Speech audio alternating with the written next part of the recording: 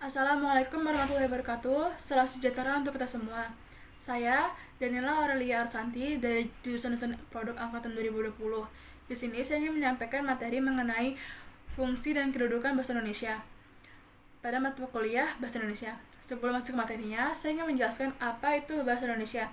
Bahasa Indonesia ialah bahasa resmi Republik Indonesia dan bahasa persatuan bangsa Indonesia. Bahasa Indonesia adalah salah satu dari banyak varian bahasa Melayu. Bahasa Indonesia adalah dirumuskan pada penggunaannya setelah proklamasi kemerdekaan Indonesia, tepatnya sehari sesudahnya, bersamaan dengan dimulai berlakunya konstitusi. Nah, kita akan masuk pada fungsi bahasa Indonesia. Fungsi bahasa Indonesia dapat dibagi menjadi dua bagian. Yang pertama ialah fungsi bahasa secara umum dan fungsi bahasa secara khusus. Kita akan membahas mengenai fungsi bahasa secara umum dulu. Nah, yang pertama itu adalah sebagai alat untuk mengungkapkan perasaan atau mengekspresikan diri. Nah, kita mampu mengungkapkan gambaran, maksud, gagasan, dan perasaan melalui bahasa. Nah, kita juga dapat menyatakan secara terbuka segala sesuatu yang tersirat di dalam hati dan pikiran kita. Ada dua unsur yang mendorong kita untuk mengekspresikan diri, yaitu adalah dengan cara menarik perhatian orang lain terhadap diri kita dan keinginan untuk membebaskan diri kita dari semua tekanan emosi. Yang kedua, sebagai alat komunikasi. Bahasa merupakan saluran maksud seseorang yang melahirkan perasaan dan memungkinkan masyarakat untuk bekerja sama, dan komunikasi merupakan akibat yang lebih jauh dari ekspresi diri. Perlu kita ketahui, kita dapat melakukan dua cara berkomunikasi, yaitu melalui verbal dan juga non-verbal. Berkomunikasi secara verbal dilakukan menggunakan alat atau media bahasa seperti lisan atau tulisan, sedangkan non-verbal dilakukan dengan cara berupa aneka simbol, isyarat, kode, dan bunyi seperti tanda lalu lintas. Nah, yang ketiga, sebagai alat berintegrasi dan beradaptasi sosial. Pada saat beradaptasi sosial, seseorang akan memilih bahasa yang digunakan tergantung situasi dan kondisi yang dihadapinya. Seseorang akan menggunakan bahasa yang non-standar pada saat ia berbicara dengan teman-teman ataupun keluarganya, sedangkan saat dia berbicara dengan orang yang lebih tua atau hormati, dia akan menggunakan bahasa non-standar. Ada keuntungan yang kita dapat jika kita dapat menguasai bahasa suatu bangsa. Itu adalah kita dapat membaur dengan mereka dengan bahasa yang kita pelajarinya.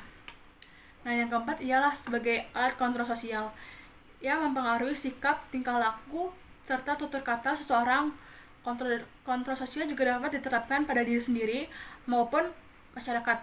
Contohnya yaitu adalah melalui buku-buku pelajaran, ceramah agama, orasi ilmiah, diskusi, serta iklan layanan masyarakat. Contoh lainnya itu adalah menggambarkan fungsi bahasa sebagai alat kontrol sosial yang sangat mudah kita terapkan, itu adalah alat peredam rasa marah, yaitu adalah melalui menulis.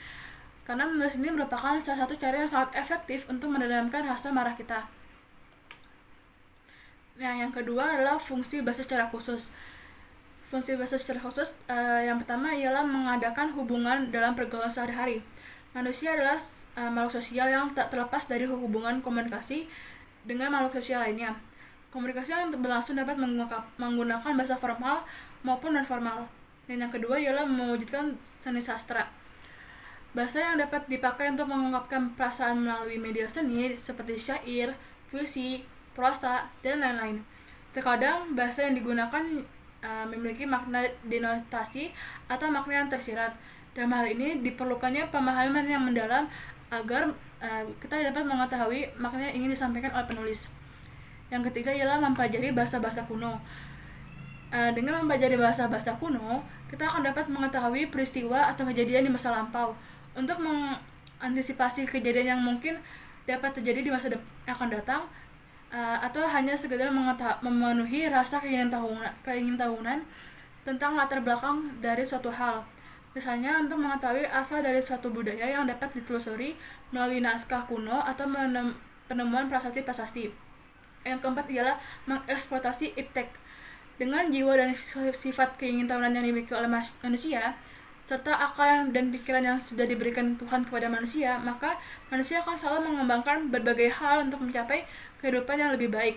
Pengetahuan yang dimiliki oleh manusia akan selalu didokumentasikan supaya manusia lainnya juga dapat mempergunakan dan melestarikan demi kebaikan manusia itu sendiri. Nah, kemudian kita akan masuk pada kedudukan bahasa Indonesia. Bahasa Indonesia memiliki kedudukan yang sangat penting dan tercantum pada Ikrar ketiga Sumpah Pemuda tahun 1928 dengan bunyi, "Kami, putra dan putri Indonesia, menjunjung bahasa persatuan bahasa Indonesia," dan juga tercantum pada Undang-Undang Dasar Republik Indonesia tahun 1945 bab 95 yang berisikan bendera, bahasa, dan lambang negara serta lagu kebangsaan Indonesia. Pasal 36 menyatakan bahasa negara ialah bahasa Indonesia. Maka kedudukan bahasa Indonesia sebagai yang pertama ialah bahasa nasional. Kedudukannya berada di atas bahasa-bahasa daerah. Hasil perumusan seminar politik bahasa nasional yang diselenggarakan di Jakarta pada tanggal 25 sampai dengan 28 Februari 1975 menegaskan bahwa dalam kedudukannya sebagai bahasa nasional, bahasa Indonesia berfungsi sebagai yang pertama ialah lambang kebanggaan nasional. Yang kedua, lambang identitas nasional. Yang ketiga, alat pemersatu berbagai masyarakat yang berbeda-beda latar belakang sosial, budaya, dan bahasanya. Yang keempat ialah alat penghubung antar budaya dan antara daerah. Nah, yang kedua itu bahasa negara atau bahasa resmi Negara Kesatuan Republik Indonesia. Dalam hasil perumusan seminar politik bahasa nasional yang diselenggarakan di Jakarta pada tanggal 25 sampai dengan 28 Februari 1975 dikemukakan bahwa di dalam kedudukannya sebagai bahasa negara, bahasa Indonesia berfungsi sebagai yang pertama ialah bahasa resmi di dalam pengembangan kebudayaan dan pemanfaatan ilmu pengetahuan serta teknologi modern.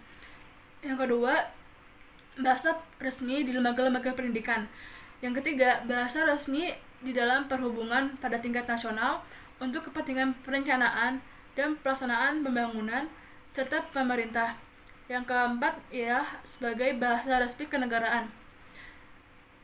Nah, dari semua itu kita tuh bisa menyimpulkan bahwa kedudukan dan fungsi bahasa Indonesia yang teramat penting di Negara Kesatuan Republik Indonesia ini, sehingga memerlukan perjuangan yang tidak mudah untuk kita sebagai kaum muda dan terpelajar mempertahankan dan mengembangkannya.